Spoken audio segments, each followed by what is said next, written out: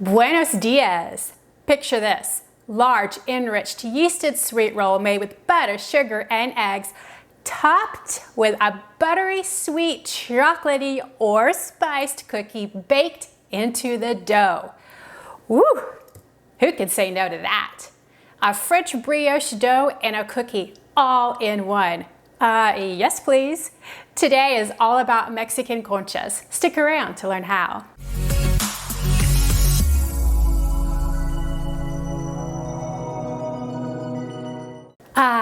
Mexican concha. It's like a dream I could never imagine.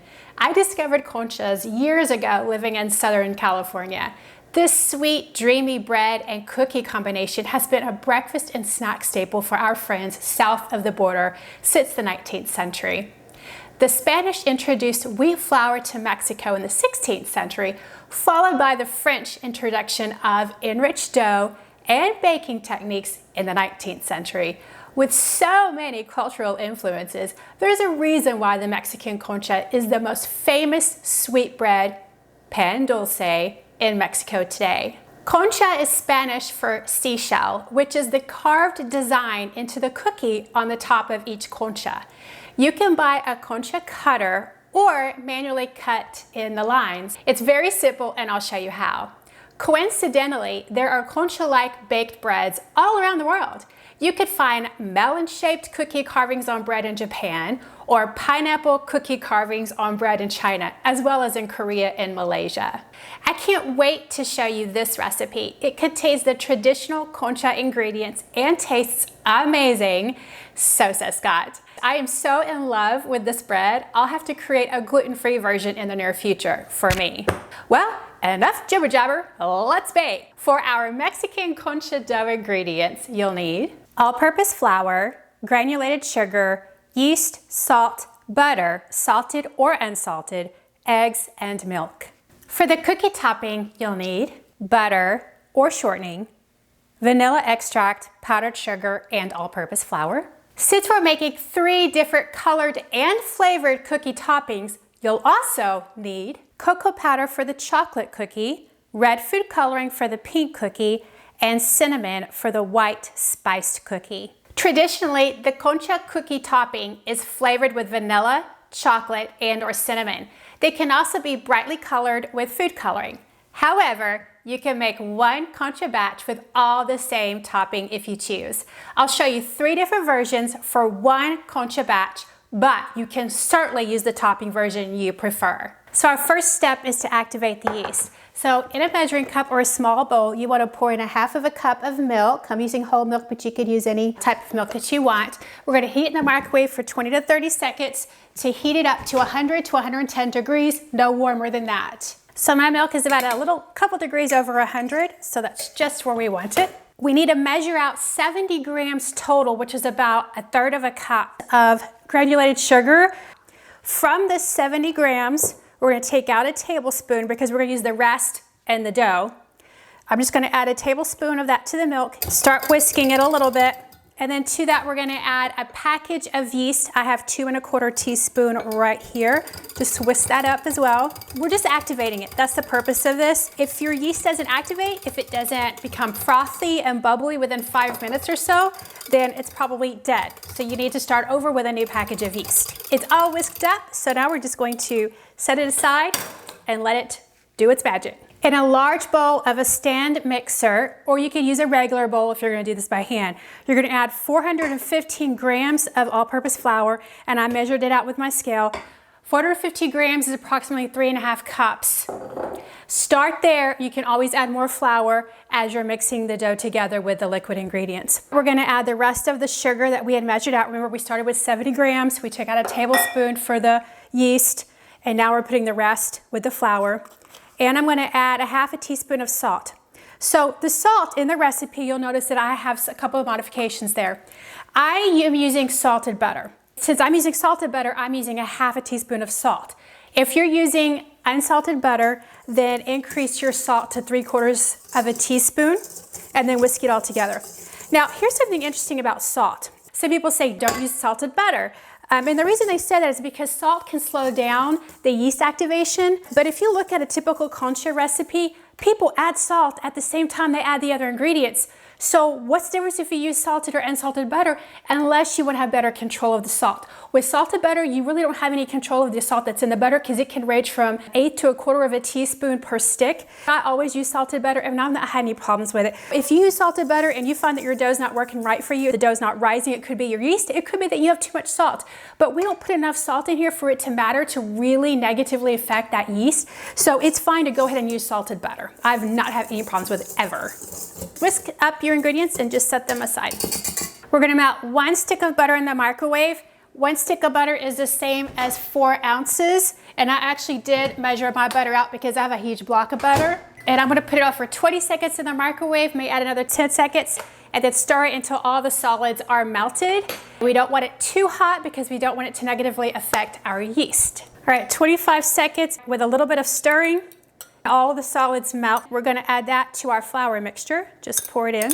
And then we're gonna add our eggs. So you're gonna need 3 eggs for this recipe. And I always like to crack my eggs in a separate bowl, just to make sure I don't get any shells or that I don't end up with a bad egg. Your eggs should be at room temperature, so make sure you set them out about 30 minutes before you start baking. I'm just using a fork, just quickly breaking them up, beating them just a bit so that we could put them in our flour mixture with our butter. 3 whole eggs. Now it's time for the yeast mixture. Take a look at that. Look how much that yeast has grown. It is nice, active, alive, and ready. In the pool, so to speak, it goes. Using the dough hook, we're gonna turn this on low. We're gonna knead for 8 minutes. If kneading by hand, just knead for at least 10 minutes, regardless of the kneading method. Knead until the dough is smooth and elastic. The dough should be tacky, but not sticky. If the dough is sticky, then we're gonna add a tablespoon at a time if we need to, until the dough is no longer sticky. I am 8 minutes in, and take a look at my dough. It is sticking to the dough hook, but notice it's not sticking to my hands. It's not a sticky dough. This is what I would call a tacky dough because it's not actually coming off onto anything. This dough is just right. I didn't add any more flour than the original 415 grams, which is about the 3.5 cups. That's it. So now it's time to rest. So we're gonna cover our bowl. You can use plastic wrap or just a towel. It's whatever you would like. And you're gonna sit it in a warm area for 1 to 2 hours or until the dough has almost doubled in size. I'm gonna sit mine over the stove and I have my oven set at 200 degrees, but I'm keeping my dough above. We don't want it in the oven at 200 degrees, but you could also just stick it in the oven with the light on, no oven on. Regardless, if you have a warm area in which your dough can rise, it could easily take just 1 to 1.5 hours.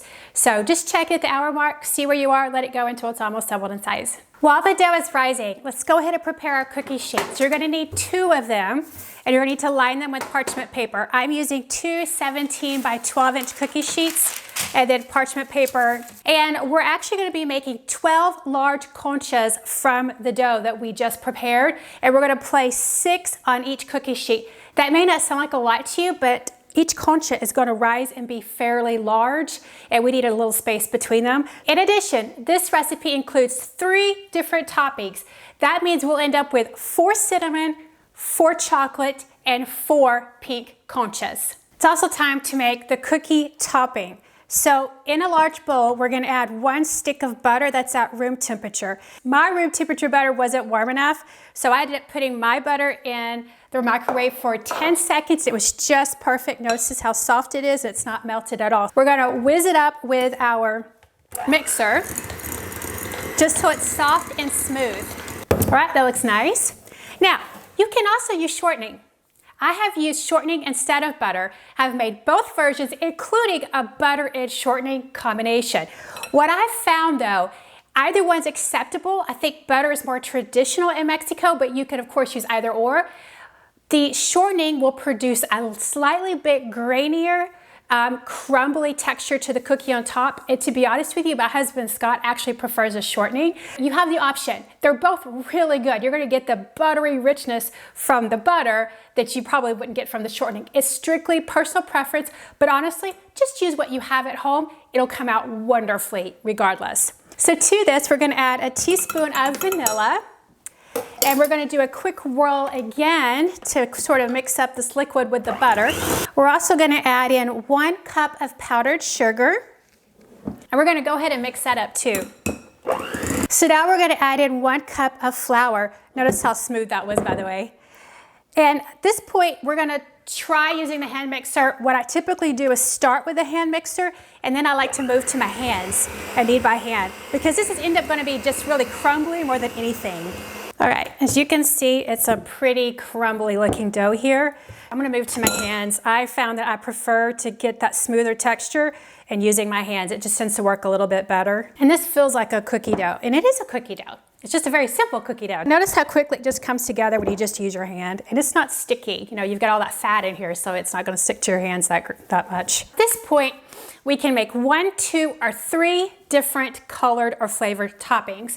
So since I'm making 3 different toppings, I'm going to divide this dough into thirds. You could do half if you wanted to and just do a white and a chocolate, or cinnamon and a chocolate, or a pink and a chocolate, or a pink and a white, or a pink and a cinnamon. You can use different colors. You could go with green, you could go with yellow. It's up to you. To divide mine up in thirds, I weighed my total dough and it was 333 grams. Divide that by 3, 111 grams. So that's all I did. And this tears off and comes off very easily. The dough is super easy to separate. And I have them in 3 separate bowls, because now we're going to add the cocoa to one, the cinnamon to one, and the pink food coloring to the other. For the white cookie topping, I'm going to add 1/4 teaspoon of cinnamon. I've actually added up to a full teaspoon of cinnamon. You're going to get more of a light brown color. So you could roll this up using a hand mixer, but I have found that kneading it with my hands does a much better job. All right, our traditional white cookie topping with cinnamon is all ready to go. The cinnamon is kneaded in. I can smell that cinnamon. It smells wonderful. But again, you don't have to add any cinnamon to this. All right, so we need to divide that dough into quarters. So I just measured it quickly, and my dough is 112 grams. So divided by 4 is 28 grams each. So then I just easily and quickly separated it until I had 28 grams. Put all 4 back in the bowl. They won't stick together. They'll be fine. For the pink color, I'm going to add about 3 drops of red food coloring. You just knead it in there. I put it in the center because it makes it a little bit less messy. If I can knead it all in without it oozing out. You could use a hand mixer if you want to. All right, my kneading is done. Notice it's just a simple pink color. You could, of course, add yellow food coloring or green food coloring or blue food coloring, depending on the color that you want. This is about 112 grams as well, so I'm also going to divide this into quarters. I've measured these out. They're each 28 grams. You might just put them in a little ball. It'll be easier to flatten out in a circular shape. So for the chocolate cookie, we're going to add a tablespoon of cocoa powder. And I do find that tablespoon is not too much. And Scott, who's not a fan of chocolate, is okay with a tablespoon. But if you think it's too much for you, just put less. Maybe try half a tablespoon. But the tablespoon, I know, gives it a pretty chocolate coloring to it. It looks more like a dark chocolate than a milk chocolate. And then like the others, I'm just going to knead this with my hands to get all that cocoa powder into that dough. As you're kneading, if you find that your cocoa powder is making your dough pretty dry, add about 1/2 tablespoon of butter or shortening, and that will smooth it out a bit. All right, take a look at this. Our chocolate is nice and smoothed out. All right, since this is a little bit heavier with the cocoa, I would have put about 29 grams per quarter here. All right, my chocolate batch is ready. Once you've shaped all of your cookie dough topping to balls, just put them aside until you're ready to use them. You can't put them in the refrigerator, but they will harden up, so you need to allow them time to soften up outside the refrigerator before you use them. They'll be fine just sitting on the counter. Well, our concha dough has doubled in size. Take a look at that. Nice, huh? So now all we need to do is we're going to scoop it out, and we're going to place it on a work surface. You can lightly flour your work surface if you want. All we're going to do is just let it sit, but we don't really need any flour for this. And I'm using a marbled block here, and I find for me that works just fine. I have a little pastry cutter here, and it'll scoop up the dough very easily. We're just going to let it sit and rest for 5 minutes. So now our dough is ready to be shaped. So we want to turn this ball of dough into 12 equally sized balls, and the total weight of this is going to produce about 71 to 72 grams each per ball. So you can measure it out, which I will do, but you do not have to. I really want pretty equal sized rolls because they're going to be pretty big, so I don't want to have too much discrepancy there. So if you wanted to start by eyeballing it, you could of course do like you would a cinnamon roll, just kind of shape it. And then I'm going to use my pastry cutter, and then I'm going to divide that in half. So I'm going to do 6 and 6. Again, just try to do a rough shape to try to make them equal. And then for this one, I'm going to do 3 and 3.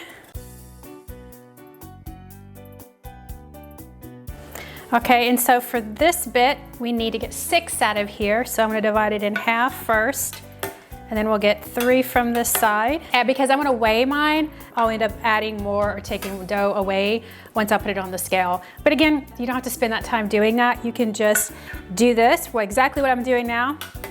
And there you go, you have your 12 equally sized balls. But I am going to weigh mine. So I'm going to adjust these until they're each 71 to 72 grams. Once you have your rolls into their 12 equal size shapes, whether you weigh them or you just do a rough cut, you want to roll them in a way so that you only have a seam on one side. So I sort of fold mine up to create a round, as you see here. And then only on one side I have a little bit of a seam, because the seam is, we're going to put that on the bottom, but also we're going to roll that out a little bit better. We want these to be smooth rolls.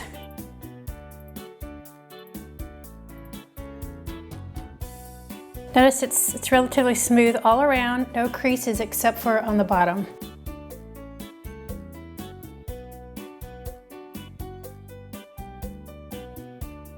These look pretty good, but if you wanted to make maybe a better circle to get rid of that seam, just cup your hand and roll the ball around on a surface that you don't have flour, because you want it to stick a little bit so that you can sort of cover up any seams that you have. Or you could use your hand too. Once you finish rolling it, it should look pretty smooth all around, except for maybe a little bit of a seam at the bottom. If that's the case, no problem. So then you're going to take one of your cookie sheets and you're going to place this seam side down, and we're going to put 6 on here. So I'm going to do 2, 2, and 2. So that's how I'm going to get my 6.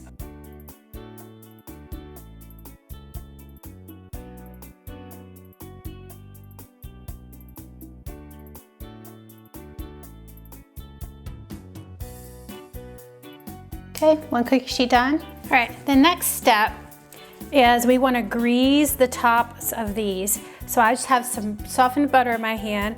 I'm just rubbing my hand in it. The purpose for doing this is so that the topping, the cookie topping, will stick to the tops of the dough. Just sort of patting the top just to make sure that I'm getting some butter on it. They're done. So let's put these aside and let's make our cookie topping. So while our conchas are hanging out, we're going to prepare the cookie topping. So you could use just 2 pieces of plastic. What I like to do is I like to use maybe a quart-sized bag, and I snip off the top and I snip off 2 sides, and then that just leaves us one side that's actually intact. And I found this to work well for me, and I do the same method when I make tortillas. If you have a tortilla press, then you may not need to do this, but I don't have a tortilla press. So to me, this works just fine. And then that leaves us a thick bag, so it's going to be easier to take off the bag from the dough once we flatten it out. And that gives us a large bag, so to speak, that we can fold over, okay? So what we need to do, take one of your containers of dough balls, make sure that it's in a nice round, lay it on a piece of plastic like my folded one here, cover it up. Take a flat bottom container if you have one. If you have a tortilla press, that's perfect. A rolling pin works too. And then you're just going to put that flat bottom on top and just going to center, and you're just going to flatten it out. And I like using a flat bottom round container because it keeps that equal thickness. Try to flatten out as much as you think your conchas will grow to, and they will expand quite a bit when they rise. Now this is what I found easy to work for me. Take your bottom, put it upside down on your surface. Remove the top plastic carefully. See, because it's a thick plastic, it came off pretty easily. And then what I found that works for me is I tried putting it over in my hands and taking the plastic off, and I kept ripping my cookie. So instead, I learned that if you just put it on top of the flat bottom container or bowl, you just peel the plastic away and it comes right off without tearing the cookie. It's very clean. And then I just pick up the bowl, flip it over into my hand, and voila, it works. So then you take your topping and you place it evenly over one of your dough balls, and then just cup your hands around it to sort of tighten it down, like so. Then take a paring knife and you're going to cut in the concha shape, which is the seashell. You could you could create any shape that you want. I'm just going to do a simple one, and I'll show you what that looks like. But you can also buy the concha shell cutters from like Amazon or wherever you can find it. It's just like a cookie cutter really is. It's just it's round and it's got the shape of the shell. But I think a knife works just as good. So what I like to do is I'm just doing curved lines all from one side to the other. I let gravity determine the weight and making those curves.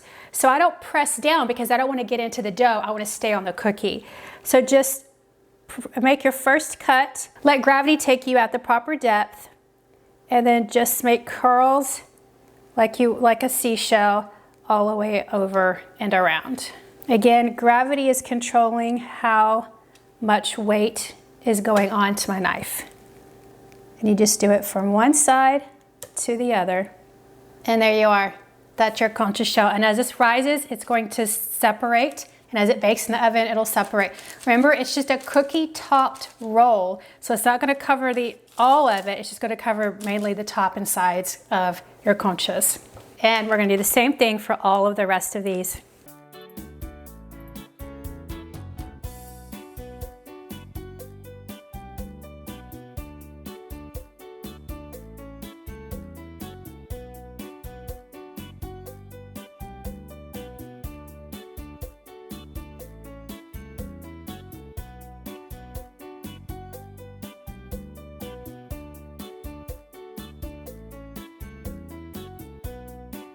Okay, all 12 of our conchas have been covered.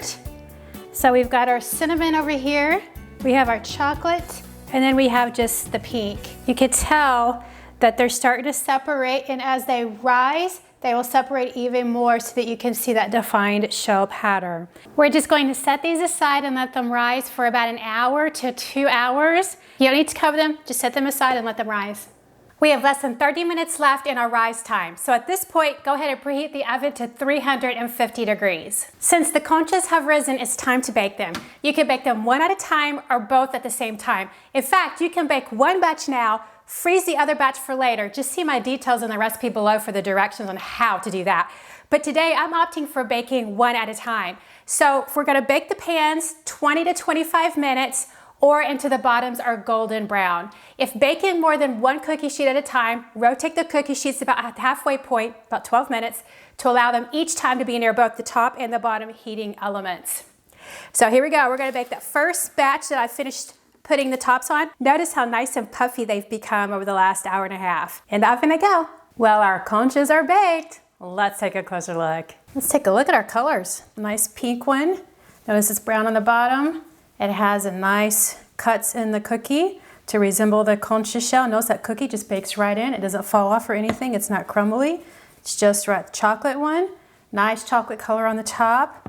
And then here we have our cinnamon. Nice cuts in that as well. All right, let's cut into one. Let's see what the inside looks like. I think it's a little crumbly on top. As soon as you get through that cookie top, get that nice soft center. That looks just like a brioche dough. Got nice airy pockets in it. Let's tear it. Got the nice crumb. Oh yeah, that's a good dough. I can smell the egg and the sugar and the butter. Yum. All right, let's give it a taste. Hola, bienvenido. Hola. Scott is joining us for a taste. Unfortunately for me, these are not gluten-free, so he gets to be my taste buds today. So Scott, would you mind taking a bite and describing our Mexican conchas? And while you're taking a big bite, let me describe what you're eating here.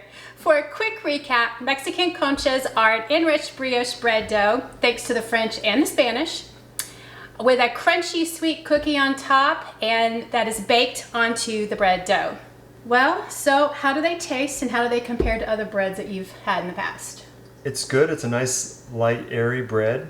Not really dense. You taste a little bit of sweetness in the bread, but mostly it's the cookie that's on top that gives it that sweet flavor.